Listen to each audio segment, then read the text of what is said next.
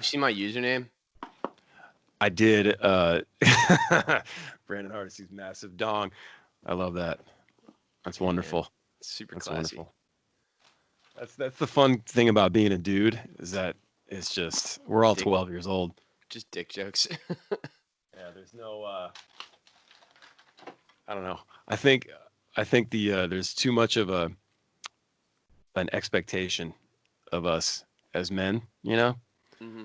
from the ladies. I feel like we always thought this, like they expect too much of us. You know, where we all stop maturing at like 12.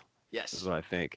You know, it's like, and we're just like, I feel like we're just oversized kids. We're like old fat kids with hair, you know, facial hair. And sources of income, which is fucking the worst part. Yeah. Just a big dumb kid with money. And yeah, so I always thought that was funny. You know, and then we do like all the, you know, we do the important stuff. We take care of things, you know, but only because we have to, not because we want to, you know. It's all the things that we do. It's the steps we take from dick joke to dick joke. Yeah, it's just how do I get to the next dick joke? That's it. Cool. I got capture card today. Oh, sick. Yeah, I got my capture card. Boom. Yeah. Which one did you get? I got it's a Passport. So it's probably not like you probably got the brand, the Apple Jam, right? No, I got actually Insignia. This is the new one I got, USB 3, like that, and that's it's an external hard drive, right? No. This is USB to HDMI, so okay. It goes from this is going to go from the PlayStation into the computer, and then I've got this one I've been using for the streams. That's what you're using for your Twitch. Yeah, this is the cool. Camlink 4K. So See, I use this in the Canon. I just go directly, like I don't even do video when I'm streaming. When I'm streaming I just when I stream my video games, it's the stupidest thing, man. I fucking stream when I'm playing PUBG and like 3 people watch, but it's just like my thought process is like I'm just gonna play this video game, and if people want to watch, they want to watch. Fuck it. And but like yeah, I don't. It's just the screen. You don't see me at all there. You know. Well, that's the funny thing is that when it comes to that streaming the games and stuff, like I'm first off, how do I get back to playing video games? Because I'm busy all the time, right? And and more often than not, like if I'm playing video games, like she kind of gives me the look like, you know, there's something else you could be doing right now, kind of thing, right? And I'm like, well, fuck, how do I just work it back into my life? I know, I'll start a Twitch and I'll do game. Like, babe, you know, I'm making a little bit of money like this now, so. Well, I feel like that's the secret of life, and really of being like self-employed and trying to do shit on your own is like anything you're doing, try to monetize it in some way, or just try to make it like productive at the very least. Well, it also makes it more enjoyable, you know. Well, of course, and also it's great because one, yes, you enjoy the work that you're doing, and sometimes like the other day, I felt like because I've been working really late lately. Yeah, I don't sleep. Yeah, and so I'll just go all day into the night, and you know I take the break and make lunch for the kids and do the dinner and all that stuff. But like it sucks because I don't have my mornings as much as I used to because of the homeschooling stuff right now. Mm-hmm. So my mornings go away, so that means I'm working later, and I feel bad because I'm down here like ripping guitar, you know, when she's like up there with the kids, and I'm like I'm enjoying myself, but I'm also working. You know, like it's a revenue stream. So it's like you feel bad, but then it's like, I mean, but this is how I do it. Right. And it's like, it's a weird thing in my head to get over. I don't know if anybody else feels like that, but yeah. No, I feel you, man. But that's like, I mean, that's, you're enjoying the fruits of your labor. You know what I mean? It's like, think about all the time you ripped guitar and you didn't get paid for it, you know, and you just figured out a way to get paid for it, like after fucking X amount of years of work. Yeah, it's very interesting. And now the video games thing, I'm like you said, it's like I'm just gonna play a video game and if anybody wants to watch, it's cool too, you know. Maybe eventually there's like, you know, the chance to really monetize it, but for the moment it's more or less just a way to like get back into it, because I've always loved video games. I just never have time for them, and eventually it can be a way to just have a little extra change. I mean, nobody's getting rich around here, you know, off of video games and the streaming, but it's just like anything else, where it's like you plant seeds and eventually it grows into a tree. You know what I mean? It takes a lot of time, just like with the streaming shit. You know, you really don't, for the most part, unless you get lucky and get on some crazy playlist, you don't make the money off one song. You know, it's the catalog that over time it starts pulling in money for you. You know. Yeah, exactly. Like, we've got, how many songs do you guys have, Bumpin' Uglies? Like recorded, like close to 100. Close to 100? I'd say. Yeah, we're like 130, something like that. Yeah. 120. Over like 7 albums, a couple EPs and singles, and then forget the songs that you didn't release. Yeah. Over the years. But yeah, this whole like streaming thing, like every day I think more and more about how this whole situation is making us realize, one, how unprepared any of us were. Even like the federal government was completely, there's no infrastructure for any of this. Yeah. Like in my mind, there should have been, you know, getting off of the streaming for a second. In my mind, there should already have been like a $3 trillion, you know, emergency fund for just such a situation that kicks on right away when people lose their jobs. Well, I mean, you know, like we came into this with a I feel like you can't have something like that with a deficit, you know. But there's always going to be a deficit in my mind. We're never going to balance the budget and be under, or I don't know, man. I feel like in the last 100 years the economy had a surplus. I might be wrong on that, but like I'm pretty sure the deficit didn't start happening. I could comment and correct me if I'm being an idiot here, but I'm pretty sure that we had a fucking surplus in the budget. I could be wrong. Yeah, I'm not exactly sure.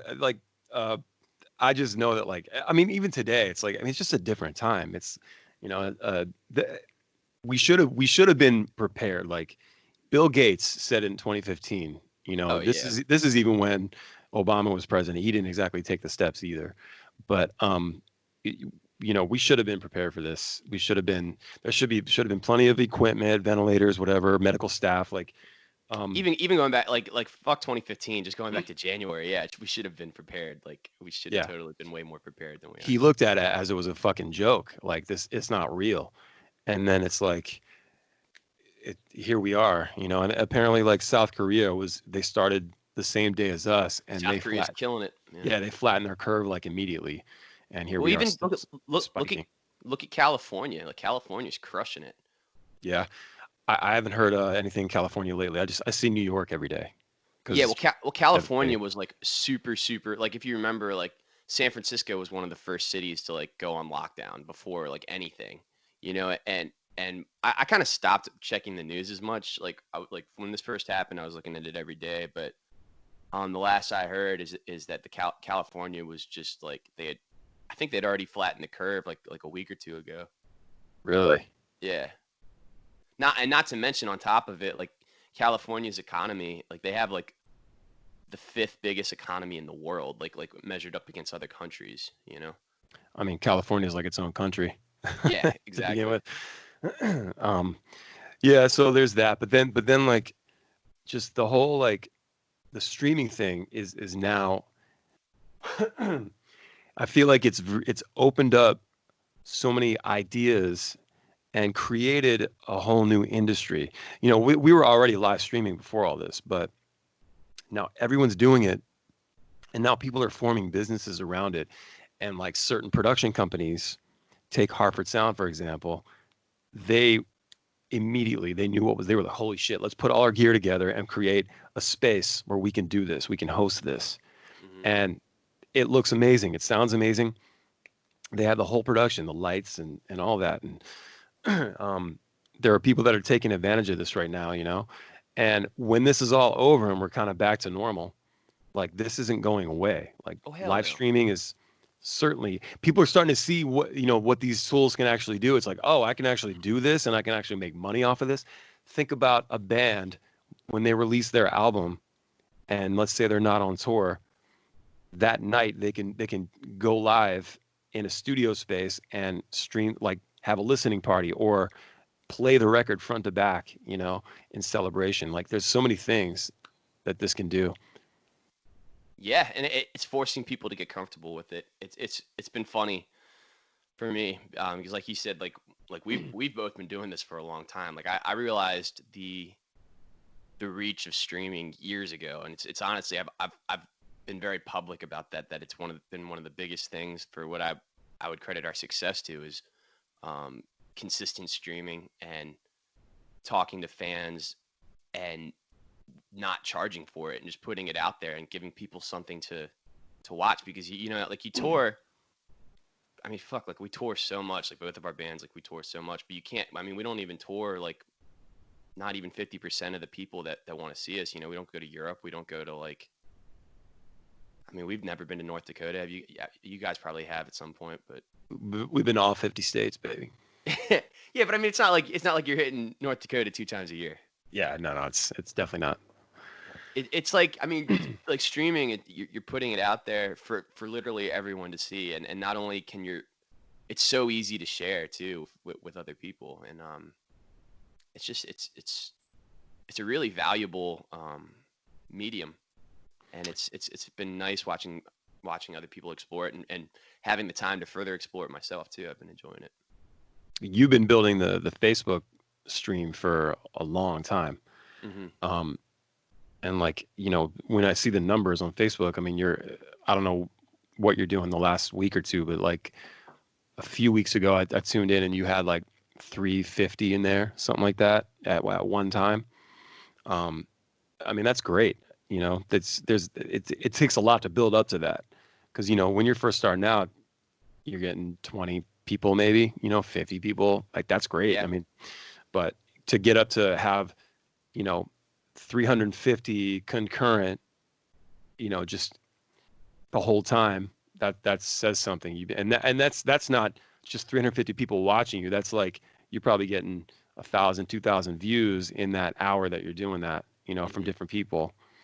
And then the way Facebook works, it gets that share button's right there. So the Exactly. reach is Yeah. incredible.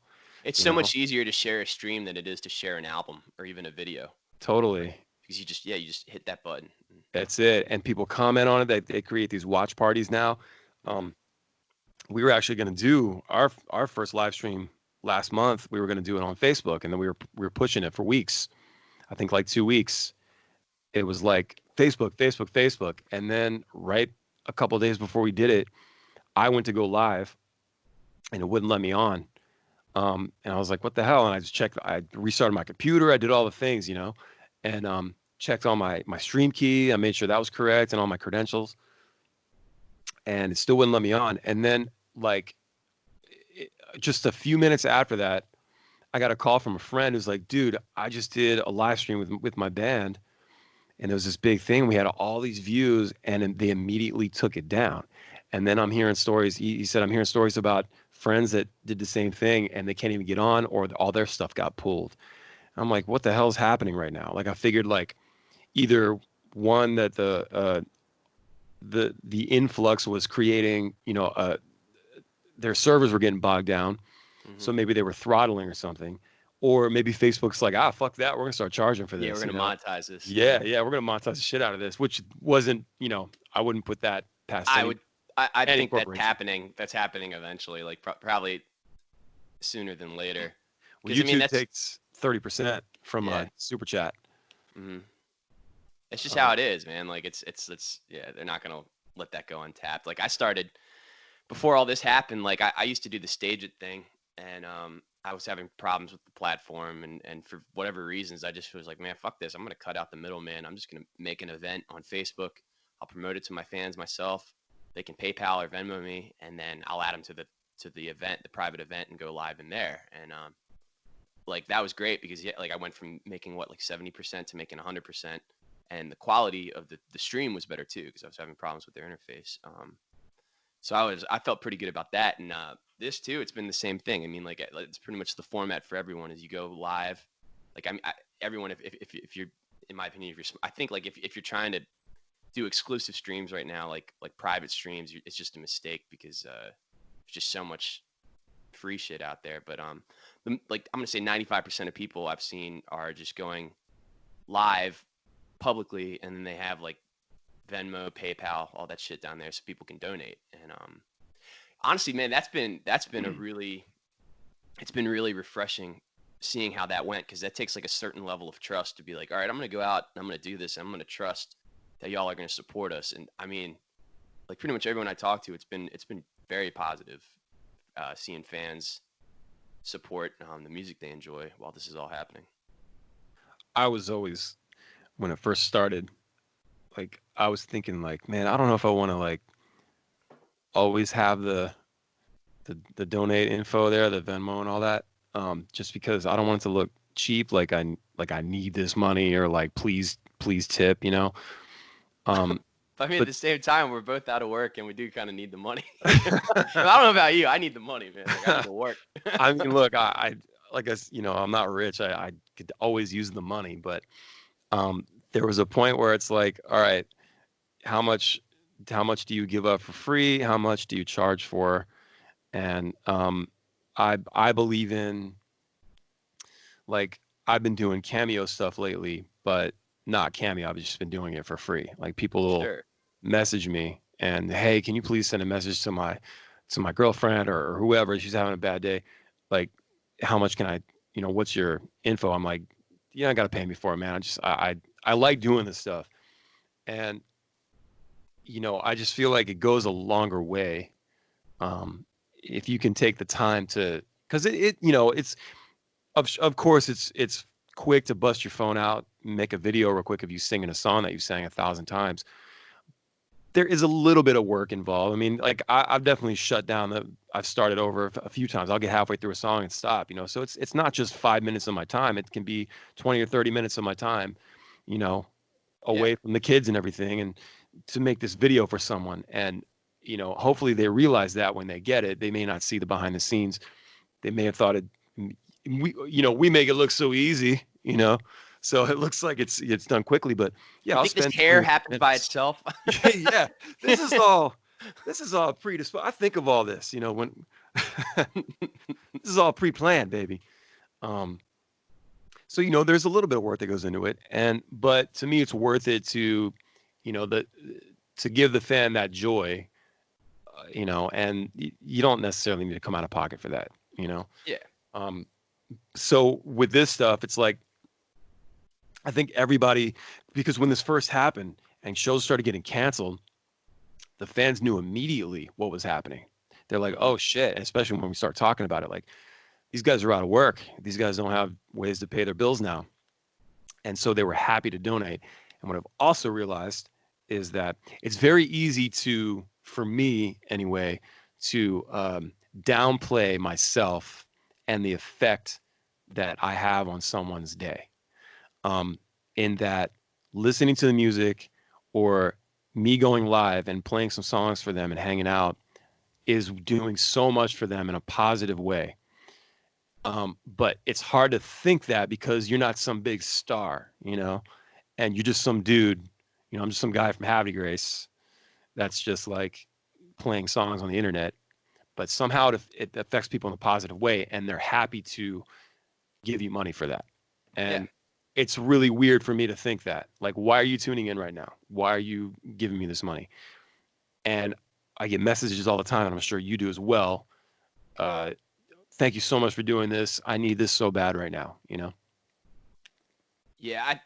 For me, it's like, it's almost like I would equate it to like when we started touring and like,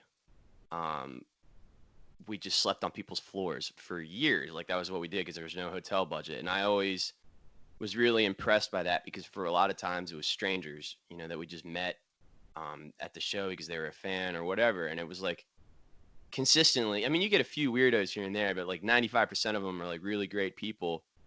and they're letting strangers stay at their house and feeding them and use their showers or whatever. Just give them a little hospitality because they dig what you're doing and they support the pursuit of art and passion and whatnot, and they just want to help you out in your journey.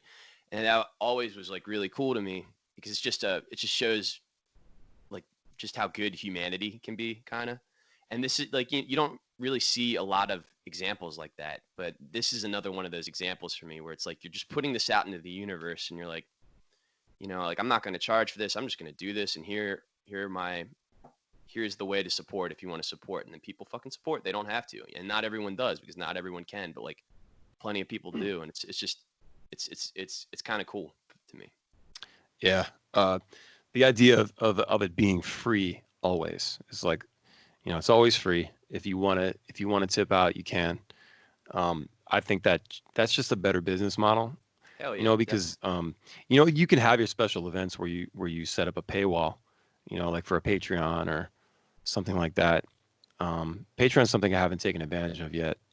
It's pretty cool, man. We just started. We launched ours this month, and it's great for just once again, like it's like back to the video game thing where you're trying to like monetize something that you're doing anyways. Like, I mean, we're just like, so we have Fran with us, like filming everything. Like we have just so much content that we've accumulated over the last few years between live recordings and footage and just all sorts of shit, but it wouldn't make sense for anything. It doesn't make sense to put it on YouTube. It doesn't make sense to produce any of this stuff, but it's funny stuff and like good stuff and interesting stuff for people who care about the band. So like Patreon's a good platform for finishing all that stuff and putting it out into the universe and people who want to see it, because there are people who want to see it. Not everyone wants to see it, but people who like really care about what we're doing, that might be worth $10 to them a month to see all that bonus shit.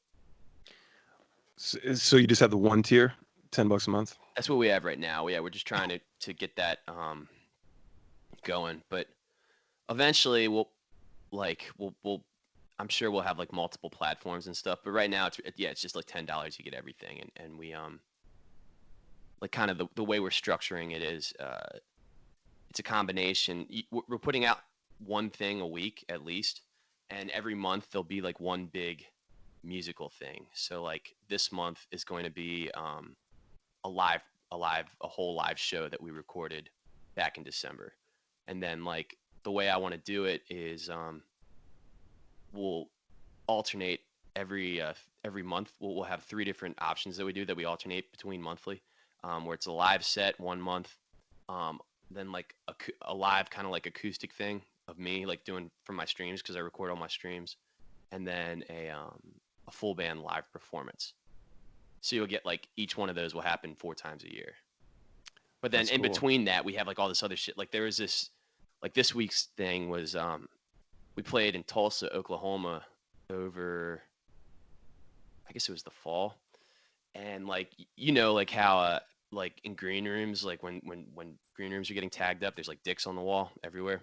Yeah. So like TJ's thing, once again, dick jokes. Yeah. TJ's thing is he draws a dick that looks like Kramer from Seinfeld. He calls it Kramer penis. And and so there was this wall, and it was just this whole green room was tagged up, and he was like, I'm gonna just draw a Kramer penis on it. But he went way too big. Like he drew like a 6-foot Kramer penis. So it's like Fran filmed like the whole drawing of it, and like the reaction of like a few of our friends and the reaction of the staff, who was actually like really cool with it. They were like, this is a work of art. We're going to keep this here forever. And it's just like a 10-minute drawing of a Kramer penis, which is just belligerent, but I mean, people enjoy it. So. One day people are going to be like, at the art show and be like, how much for the Hamslet? How much for the Hamslet? You mean this big dick right here? Yeah, the Hamslet. I'll take that. The Hamslet dick. Look at the shading. It's Picasso, Michelangelo, Hamslet, and fucking Timothy McVeigh. The weirdest art exhibit ever. Yeah. So you worried about like, I get worried about subscription service and not being able to deliver content. I mean, you guys Yes. have a lot of stuff, but I get worried about, fuck, what do I do for this month? I'm out of material. I get super, super, super anxious about that. And fortunately, like our manager is running point on the whole thing and collecting the catalog. And him and Fran are really, because Fran's just like always filming stuff. So really, like my biggest responsibility is those those musical tiers that we were talking about, and that's why I kind of structured it the way I did. If because like I mean we're like we do some like jammy stuff, but we are by no stretch a jam band. And so once again, like back to the song catalog, I mean I think we have like 100 something songs. So if we were doing a live set every month of the band, we would run out of shit to put out pretty quickly. So that's why I kind of tried to switch it up like that, like have just like the actual full band only 4 times a year, and then like the acoustic thing is a separate thing. So that's like the point I was trying to make is that's my big responsibility is making sure that's all together, which is really not that overwhelming. It's like one big project a month, and then all the video stuff and all the other stuff is pretty much Zach is handling that, That's good. and he's really on top of it. That's great. Yeah, I don't know. Like I know I've seen there's a guy that I follow on YouTube, Brian Tong. He's like the Apple guy. I'm a big Apple nerd. So I tune into all that stuff, and he's he has a Patreon, and so he'll do his podcast, but he'll do it. The Patreon version is like ad free. You know, like he doesn't do any of Yeah. the ad reads. You know, it's just continuous stuff like that. And you raise a good point about like footage. You know, luckily having Fran there filming everything, which is, you know, we don't have that, which it sucks, but eventually I want to get there to where there's somebody always filming me or filming the band, because then what you have is what you call like pillar content. So you can have like your whole this is like a Gary V thing, but this is his thing. But like you have like your whole thing that you shot. Like for instance, last month we did our stream, and now I've got that whole thing and it is on YouTube front to back.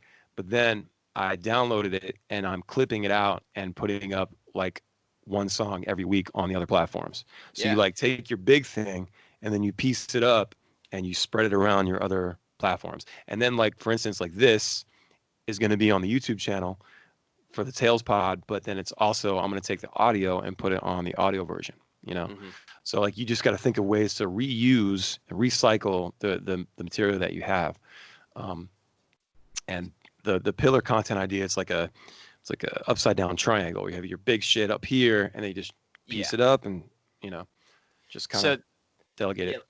that's like we're definitely gonna try to get to that point eventually, but like the biggest thing for us was just getting it launched and getting people excited about it, and then like just getting a few months under our belt, because it's like I mean it really is like an overwhelming thing, and we were all kind of having that kind of anxiety of like, oh my god, are we gonna have enough content, are we gonna be able to produce enough?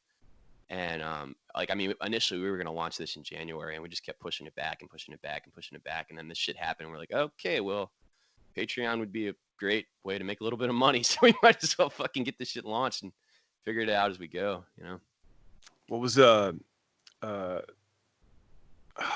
shit? What was I gonna say? What were your like for someone that's just starting out streaming their music? What would you suggest? What give some pointers out? You've been doing it a while. You're a pro now.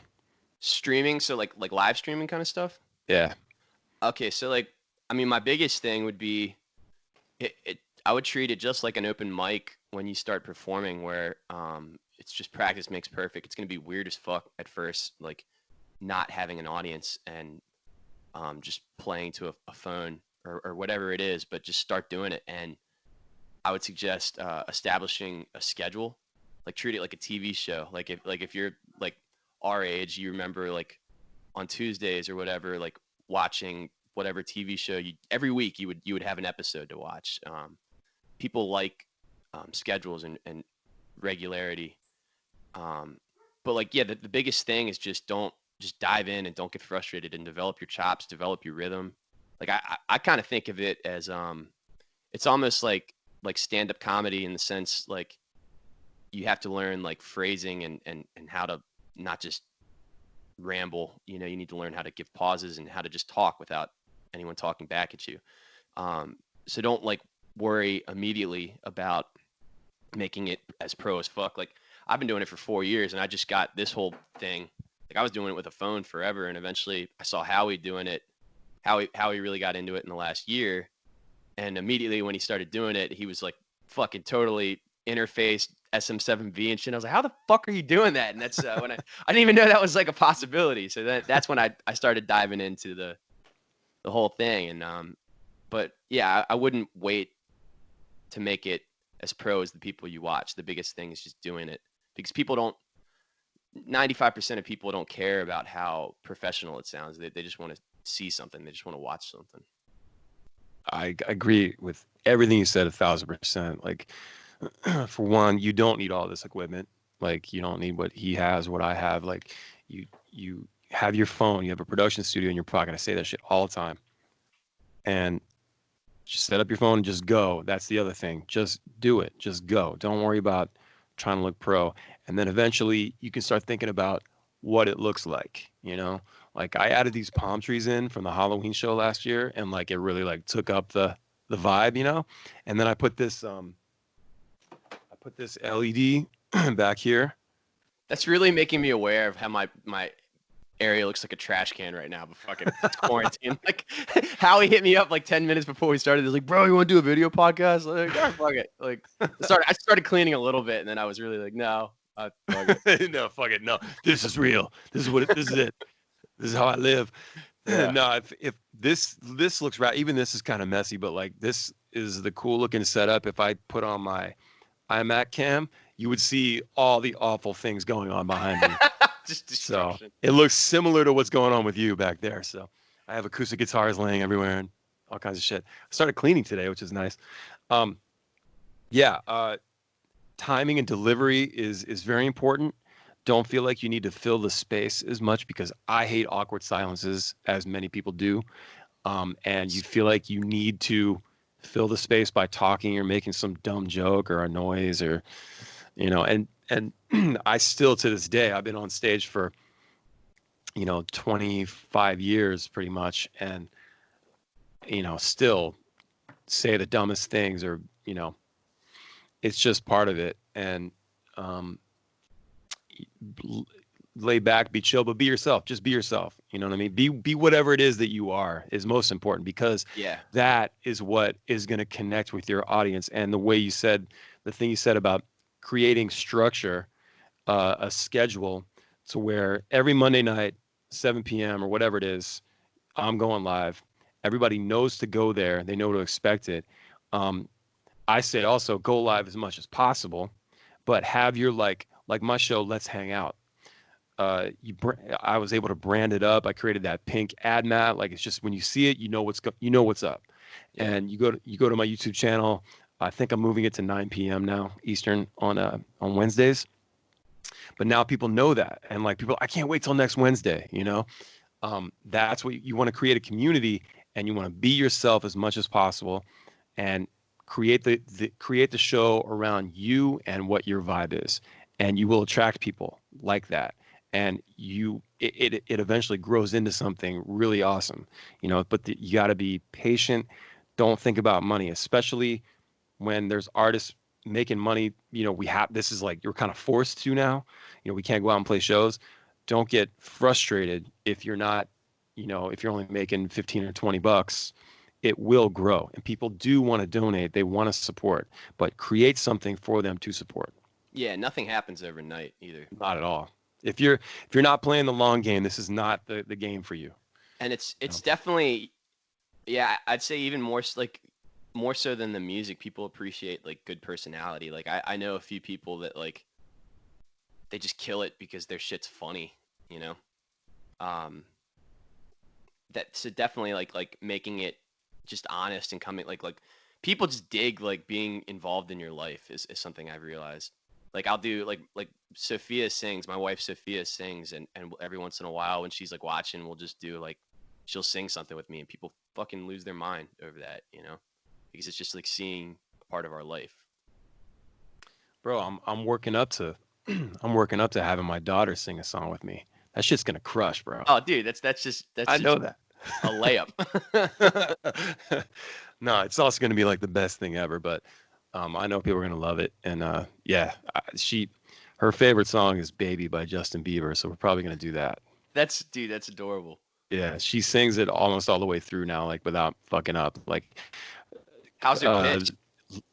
Really good, man. Really good Yeah. pitch. And you know, she's my daughter. I wouldn't just say that because she's my daughter, but it's for real. I mean, I'm like, damn, that's really good, you know. And like, yeah, she's pitchy, of course, she's pitchy, you know. Yeah, maybe she's like 4, right? She's 5, but it's just like, you know, I'm like, learn your shit, girl. Come on, let's go, you know. But no, she does really well, and you know, and she's a star, man. She's absolutely going to do something in the arts. She likes loves attention. Yeah. I got this little PowerShot camera the other day just to kind of, I'm going to try to start adding like a second angle to some of my videos. Mm-hmm. And I was like, I'm just going to get some like little cheap little 1080p, you know. Anyway, as soon as it came in the mail, I got it out, charged up the battery, and she's like, oh, let me see. And she's like running around the house, like taking pictures of stuff and taking videos. She was making her own YouTube videos in the kitchen today, like, you know, like just talking about her backpack and what's in there, like stuff like that. Like she wants to do this, you know? Yeah. So we got to try to nurture that. I mean, Draven's killing it too, man, with his what's it, Fortnite TikTok shit. and yeah, he came up to me today. He's like, Dad, I just got 2,000 followers on TikTok. I'm like, 2,000? That's insane. That's He's solid. been keeping me, yeah, he's been keeping me informed. Like, I remember we had, you know, 20, and now he's up to 2,000, and that was just a couple months ago. He's crushing it. You're eventually gonna be like, hey man, you gotta start putting some Ballyhoo songs in your videos. Oh no, he does. Dad doesn't know how to use this. Dude, no, he put he'll do like he'll stream Fortnite and then make a video of it, and he'll add like he added dark sunglasses to it the other day and put it up like, and then he's like, go follow my dad, go follow my dad. I have a TikTok as well, but I got like 30 followers, you know. Dude, so the video game that I play is called PUBG, which is like, it's Fortnite, but like way more adult-like and brutal. And I love it. And that's like really the only video game I play, and I've been playing it for 2 years. And so I wear glasses when I drive. I have like just bad enough vision where it's like at night it like sucks to drive. So I wear glasses. Fucking nerd. Yeah, dude, it's terrible. Dude, the fucked up thing is I had LASIK 5 years ago because I had really, really, really, really bad vision. So I still need glasses. Well, yeah, like slipped just enough. Like, I mean, it's barely even noticeable, but I can notice it when I drive. So I was all stoned last night, like playing video games, and I was like, man, I'm gonna put my glasses on to see if this fucking helps me like play this game. And it like tripled my game, bro. Like fucking, I was just seeing everything. Like it was like my brain, I could feel my brain working quicker because I was importing information like clearer and quicker. It was insane. So like the point I'm trying to make, 4K glasses, bro. But yeah, it's the point I'm trying to make. Is like this music shit might be done. I might become a professional fucking PUBG player because I was killing it last night. Killing it. Brandon's entered the esports arena. Yeah, man. It's like, it made me think. I immediately thought, I know you'll understand this reference because we're around the same age, but fucking Major League 2 when fucking I can't think of the actor. Charlie Sheen, yeah, fucking Tiger Blood. They put the glasses on him and he's like just starts killing it, just throwing fucking heaters, and he looks ridiculous, but he's just crushing it. Yeah, that's how I felt. Throwing heaters. It was just boom, headshot, headshot, headshot. Everyone's dead. It was incredible. That's awesome. I realized the other day how fucking bad I am at Resident Evil.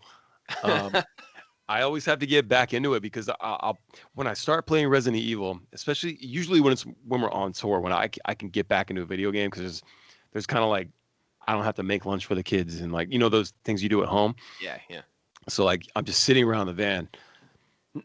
And so like Resident Evil 2 came out last year, and I would take the PS4 into the hotel rooms with me. I was on that thing and I got so good at it. Do you have the road case, the PS4 road case and shit? I don't. I bought like a little just a fabric thing for it, but I do want to get like a Pelican or something. We actually had this idea for an actual like ATA like flight case that like opens up and there's like a TV that pops out and like you got everything in there. The dude Chris that used to TM for Badfish had that. Oh, sick. That exact setup. It has like a PS4 in the bottom and then a LCD on top that you just fold up, and he would just like he'd have like an hour between like when everything was done indoors, and he'd just be sitting there nerding out playing. He's like a big gamer, so I think he would be like streaming while he did it. That's cool. Yeah, that's exactly what we wanted to do is flips up. And but yeah, I was playing the other night. I was streaming, and I'd only played the demo, and so I played the full game. Played like an hour of it for the first time, on the online, and just awful. Wasted like 7 bullets, just pew pew pew pew, just not hitting the zombies. So what's the online like? Is it like are other people controlling zombies and you're? Oh well, I meant just on the YouTubes, but Oh, okay, yeah. but no, they have another game that came with it, because apparently RE3 is pretty short considering, and there's some people complaining that it should have been DLC for RE2, but instead they remade 3, probably added some things, but still charged $60 for it, like a normal game. As is tradition. Yeah. I think it's literally about half of what like RE2 took me like 10 hours to beat the first time, just going through it, and this one's probably like 5 hours. I need to verify that, but anyway. So I'm on there doing it, and oh wait, no, I'm talking about the other thing. Yeah, so there's a game called Resistance, which is Resident Evil, but it's like multiplayer, and you run around and you gotta it's like co-op, But I started watching the reviews on it, and I wasn't really into it to begin with. I started watching reviews, and I was like, it doesn't look that great. It doesn't seem like it's that good of a game. Like, you got your map like right here the whole time. It's like overlay on the screen. It's like you can't see everything you're doing. I don't know. Yeah. Look it up, kids. Look it up. I don't know. But no, I'm not a big fan of multiplayer, to be honest. I'm just not. Like, Draven, my son, tries to get me to play Fortnite with him, and it's like you pick your character, you wait in the lobby for like a minute and a half, 2 minutes for the matches to happen, right? Yeah. And then you go in, and there's a long load screen. There's like a 2-minute load screen, right? And then you immediately die. Yeah, you ride the battle bus. You hang glide down. You're like, oh, this is pretty cool. You go, you land. I go find some ammo. I'm chopping down trees, and like within a minute, I'm dead. Yeah. And then you got to do it all over again. I don't like it. I love it, man. I love the competition of it. Like, I'm just not good at it. Yeah, exactly. Well, that's the thing too. Is it's like you slowly get better, and it's very rewarding. It's the same thing. Like, I love poker too. Like, I love all that kind of shit where you're like against other people, and it's like, just, I don't know, direct competition. Is that because you play for keeps? Yes. I don't know. It's just, for me, it's like I need that level of competition for it to be interesting to me, for it to hold my attention. Like, I have Red Dead Redemption, and I've been because it looks awesome, and I've been meaning to like play it, and this would be a great time to play it. And every time I sit down and play video games, I just haven't even put it in the drive yet. It's that game. I got it when it first came out. And a friend of mine actually is a fan of the band. He like bought it and like had it mailed to my house. Like, it just came out of nowhere. He's like, I'd mentioned it. He's like, I'll send you mine. He ended up like holding on to it because he loved it and just bought me one. I was like, that's really nice. Thanks, man. Yeah. But I played it for like 2 days and I haven't touched it. And this was like last year, I think. It's just, it's just those types of games, it's like, they're so massive, and I need the time to do it, Well, it's like, and it's funny because like I love Zelda, and it's very much like Zelda, but it's like at this point, it's like I love Zelda as much for the nostalgia as the actual gameplay. You know what I mean? It's like, it's just like a thing at this point where if a new Zelda comes out, I have to fucking have to play it. What did you think about Breath of the Wild? Now, it was top 3. Back. Top 3? Easy. Yeah. If not like the best one ever made. Like, it was fucking dope, dude. I think it's great. I think I prefer probably Ocarina is probably my favorite, and then A Link to the Past. Yeah, those would be the 3 I would choose. I just don't know which order. Yeah. Those would be like my top 2, and then probably Breath of the Wild would be 3. only because you know what, I really wasn't a fan of the lack of dungeons. They changed it up, and it's always cool to have a refresh. I don't. There's two things really I didn't like about the game. I don't say didn't like them, but didn't favor. Um, it was the fact that your weapons break. I was just gonna say the weapon durability I hated. And yeah, that's so dumb to me. It's like, how real do you have to get? I mean, like, it's like, you know what I mean? Like, how real does it have to feel?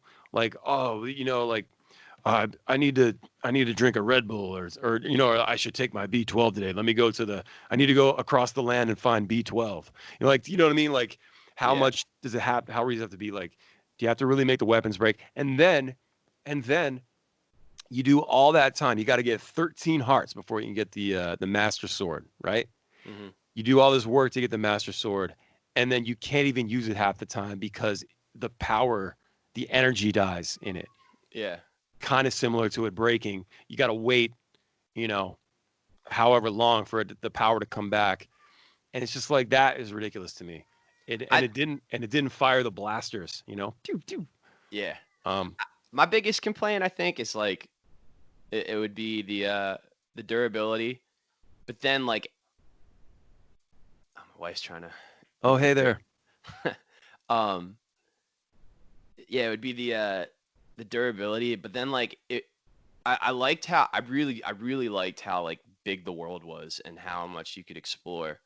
But it was a little like I would have preferred it was like a little more linear because I found that like I got to the final, I got to Ganon, and then I was like, well, fuck, and then like like I played like another like I got to Ganon like pretty quickly, you know what I mean? And then I didn't. I spent another like 20 hours just doing dumb shit, and I was like, oh, I guess I'll just go be Ganon, you know what I mean? It'd be cool to like, and for me, like I like the goal aspect of things, so it didn't really have as rewarding of a finish as I would have liked, you know? Yeah, the ending to me was not good. Like, it was, he wasn't that hard. Yeah, Um, which I'm not that sad about that, but it's like there were definitely enemies that were more like harder to beat than Ganon, and um, also, like, I literally purposely spent time running around doing as much as I could to get as much power and as many items as I could before I went to him, because you can literally go straight to him if you want. yeah, You got to do a few things, but then you can go. But you obviously want to enjoy the game and take it in as much as possible.